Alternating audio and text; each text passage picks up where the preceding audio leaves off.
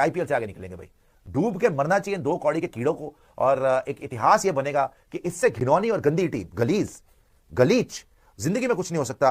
PSL को रद्द कर देना चाहिए, आग लगा देना चाहिए स्टेडियम के अंदर।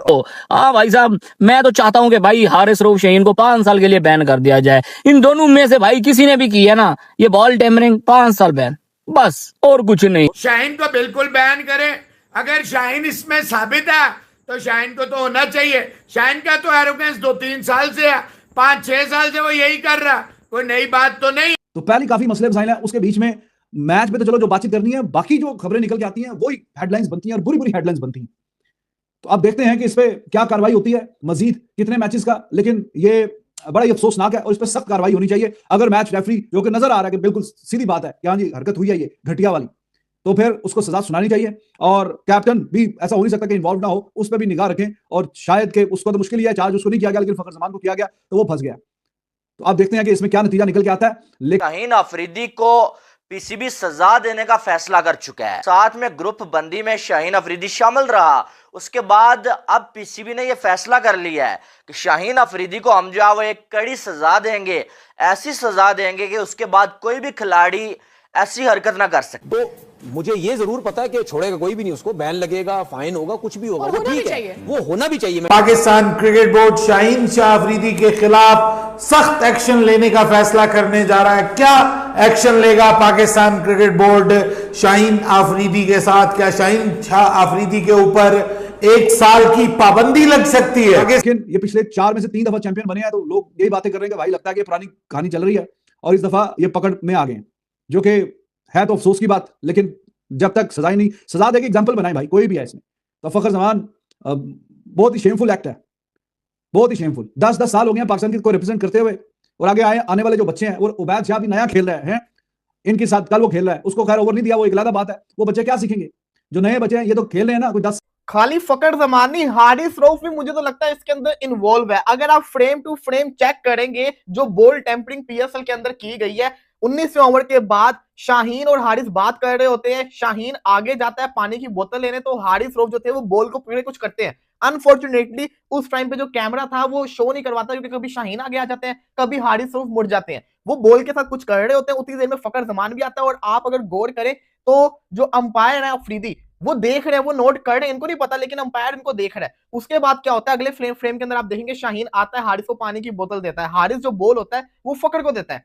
जब फकर बॉल पकड़ता है तो फकर देखता है कि बॉल के ऊपर कुछ हुआ हुआ है, फकर यू बॉल को पकड़ के देख रहा होता है। उसके बाद क्या होता है, ये आपस में थोड़ी गुफ्तगू भी कर रहे होते हैं। फकर जमान जैसे हमेशा बॉल को पकड़ता है, एक हाथ नीचे एक हाथ ऊपर, ये हमने पहले भी देखा हुआ है, उसी तरीके से बॉल को पकड़ता है, लेकिन एक अनयूजुअल एक्टिविटी होती है। हालांकि फकर जमान के हाथ में ऐसा कुछ भी नहीं था, कुछ भी नहीं था, जो हुआ है हाथों से ही हुआ है।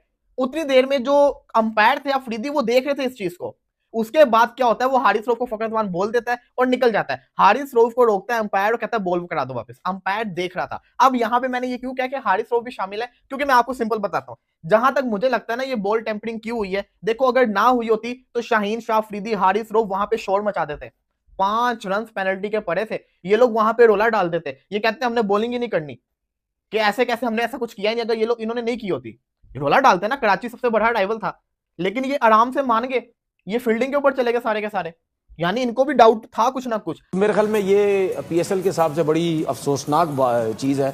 और ऐसे लड़कों, देखिए तनवीर एक सवाल में कर सकता हूं आप दोनों की इजाजत से, लड़के आ रहे हैं सामने जिनसे हम ये तवक्को नहीं करते। देखिए तनवीर एक सवाल मैं इनसे करना चाहता हूं, जो कि क्रिकेटर हैं, इनको बहुत अच्छी तरह पता है। तनवीर, अगर अंपायर का जो वर्डिक्ट है, वो भी तो इंसान है ना, गलती हो गई हो या उनको मिसअंडरस्टैंड, क्योंकि ग्राउंड की अंपायर से हो सकती है बॉस, कुछ सबूत कैमरे से तो देखिए। मैं आपसे मेरा आपसे ये सवाल है, आप ग्राउंड में कितने कैमरे लगे होते हैं बॉस? हमारे पास है 27 से 30। 27 से 30 कैमराज में एक मक्खी भी नहीं छुटती। बिल्कुल, वो दिखा दी ना उन्होंने। एग्जैक्टली, जो एक्यूज किस्म की वीडियो है वो तो सर है। अब आप प्लीज देखिए उसमें। मैं तनवीर से पूछ रहा हूँ, क्या अंपायर भी गलती कर सकता है? कभी आपने क्रिकेट खेली, कभी ऐसा हुआ, या ये हमेशा सही फैसला होता है अंपायर का?